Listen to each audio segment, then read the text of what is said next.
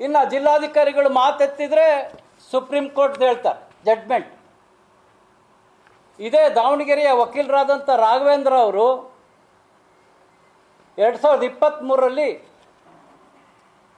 Supreme court ಆದೇಶ ಯಾವುದೇ ಸಂದರ್ಭದಲ್ಲಿ ಬದುಕಿರ್ತಕ್ಕಂಥವರ ಹೆಸರನ್ನು ಇಡಕೂಡದು, ಸಾರ್ವಜನಿಕ ಸ್ಥಳಗಳಿಗೆ, ಸಾರ್ವಜನಿಕ ಕಚೇರಿಗಳಿಗೆ, ಸರ್ಕಾರಿ ಕಚೇರಿಗಳಿಗೆ ಬದುಕಿರ್ತಕ್ಕಂಥವ್ರ ಹೆಸರು ಇಡಂಗಿಲ್ಲ ಅಂತೇಳಿ ಜಡ್ಮೆಂಟ್ ಕೊಟ್ಟಿದೆ.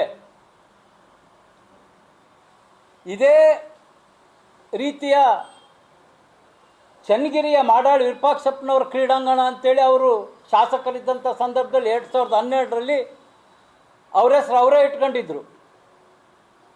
ಆಗ ಕೋರ್ಟ್ ಮೂಲಕ ಆ ಹೆಸರನ್ನು ತೆರವುಗೊಳಿಸ್ತಕ್ಕಂಥ ಕಾರ್ಯವನ್ನು ಇದೇ ದಾವಣಗೆರೆ ಜಿಲ್ಲಾಧಿಕಾರಿಗಳು ಮಾಡಿದರು.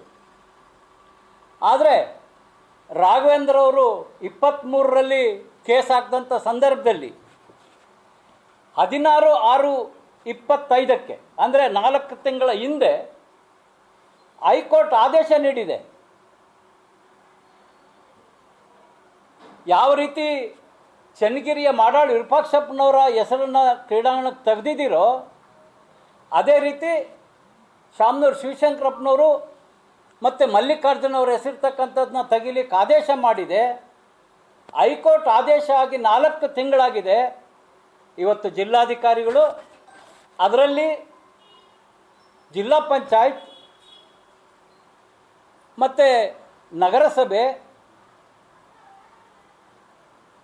ಜಿಲ್ಲಾಧಿಕಾರಿಗಳು ಅವರು ಇದ್ದಂಥ ಅವರ ವಕೀಲರು ಈ ಹೈಕೋರ್ಟ್ ಜಡ್ಜ್ಮೆಂಟ್ಗೆ ಒಪ್ಪಿಗೆಯನ್ನು ಕೊಟ್ಟಿದ್ದಾರೆ. ಆದರೆ ಇದೇ ಜಿಲ್ಲಾಧಿಕಾರಿಗಳು 4 ತಿಂಗಳಿಂದ ಸಂಬಂಧ ಇಲ್ಲದಂಥವ್ರಿಗೆ ನೋಟಿಸ್ ಕೊಡೋದು. ಅರೆ, ಹೈಕೋರ್ಟ್ ಸುಪ್ರೀಂ ಕೋರ್ಟ್ ಜಡ್ಜ್ ಮೇಲೆ ನೀನೇನ್ರಿ ಜಿಲ್ಲಾಧಿಕಾರಿಗಳೇ ಕೇಸ್ ನಡೆಸ್ತೀರಾ? ನೀವೇನು ಅವ್ರ ಮನೆ ಸೇವೆ ಮಾಡ್ಲಿಕ್ಕೆ ಬಂದಿದ್ದೀರಾ ಇಲ್ಲಿಗೆ? ಮಾಡಾಳು ವಿರೂಪಾಕ್ಷಪ್ಪನವ್ರಿಗೊಂದು ಕಾನೂನು ಆದರೆ ಶಿವಶಂಕರಪ್ಪ ಮಲ್ಲಿಕಾರ್ಜುನ್ಗೊಂದು ಕಾನೂನಾ? ಇದು ಭಾಳ ದಿನ ನಡೆಯೋದಿಲ್ಲ. ಜಿಲ್ಲಾಧಿಕಾರಿಗಳೇ, ನಿಮ್ಮ ಬಗ್ಗೆ ಗೌರವ ಇದೆ.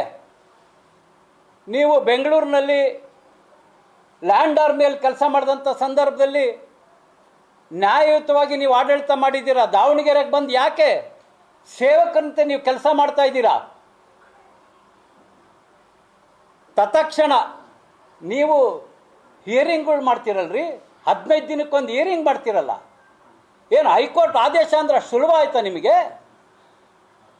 ಶ್ರೀಮಂತರ ಅಧಿಕಾರಸ್ಥರ ನೆರಳಿಗೋಸ್ಕರವಾಗಿ ಕೋರ್ಟಿನ ಆದೇಶವನ್ನು ಉಲ್ಲಂಘನೆ ಮಾಡ್ತೀರಾ? ಇವತ್ತು ಕೋರ್ಟ್ನಲ್ಲಿ ನಿಮ್ಮ ಮೇಲೆ ಕೋರ್ಟಿನ ಆದೇಶವನ್ನು ನೀವು ಧಿಕ್ಕರಿಸಿದ್ರಿ ಅಂತೇಳಿ ನಾವು ಹೋಗ್ತೀವಿ. ಆದರೆ ಆ ಒಂದು ಕಾರ್ಯವನ್ನು ನಮಗೆ ಕಷ್ಟ ತೊಂದರೆ ಕೊಡ್ತೀರ ನೀವು ಜಿಲ್ಲಾಧಿಕಾರಿಗಳೇ.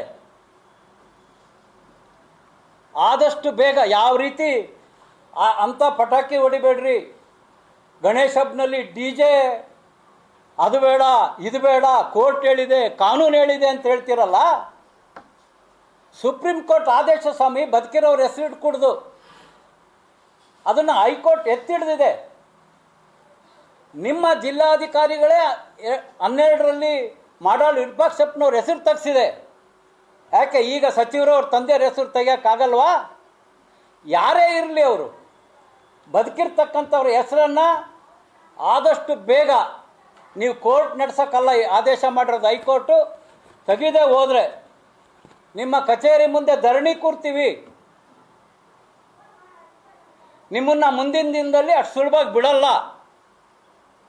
ಯಾವ ಕಾರಣ ಇಟ್ಕೊಂಡು ನೀವು ಕೇಸ್ ನಡೆಸ್ತಿದ್ದೀರಾ? ಸಂಬಂಧ ಇಲ್ಲದವ್ರಿಗೆ ಯಾಕೆ ನೀವು ಕೋರ್ಟಿಗೆ ಕರೀತಾ ಇದ್ದೀರಾ?